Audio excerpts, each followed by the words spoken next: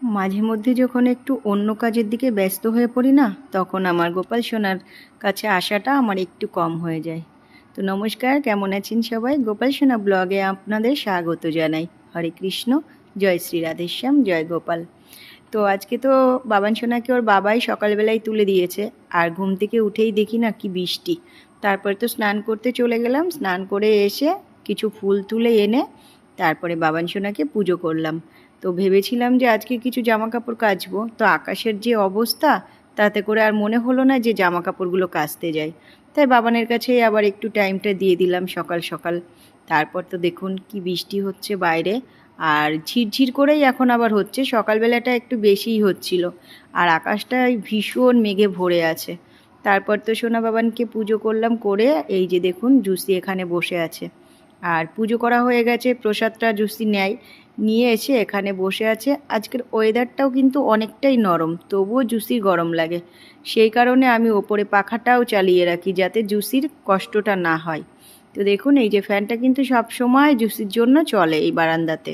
তারপর তো জুসিকে ওখানে বললাম যে তুই ফ্যানের তলেই থাক, আর আমি একটুখানি কাজগুলো করে আসি। তারপর তো জুসি ওখানে শুয়েই আছে, অনেকটাই কথা বলছি কিন্তু জুসি কোনো সাড়া দিচ্ছে না, এতটাই ঘুমাচ্ছে। আর ও সকালবেলাটা না ভীষণভাবেই ঘুমায়।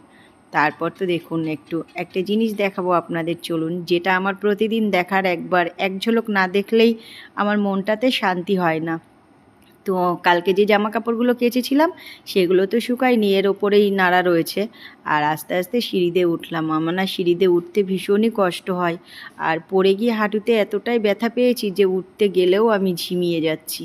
তারপর দেখুন ওপরের কি অবস্থা, আসা তো আর হয় না। আর এই দেখুন ওই যে আমার অতিথির মা, ওরা তো এখানেই থাকে, আর আমার প্রত্যেক দিনের কাজ ওদেরকে দেখা। দেখুন দুটো বাচ্চা না ফুটে গেছে, আর একটা ডিম এখনও ফোটেনি।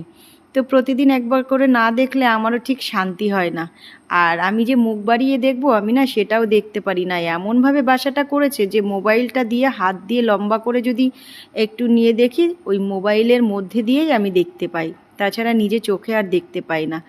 তো আমার তো ভীষণই ভালো লাগলো, আর ভগবানকে বললাম, গোপালকে বললাম, গোপাল ওই ডিমটাও ফুটিয়ে দাও, এখনও ফোটেনি, তাহলে 3 ভাই বোনই একসাথে বড় হয়ে যেতে পারবে। তো একটু দেখে আসলাম যে সাইড দিয়ে কোনো বৃষ্টির জল টল আসে কি না। তো এমন জায়গায় বাসাটা করেছে বৃষ্টির জল পড়ার কোনো জায়গাই নেই।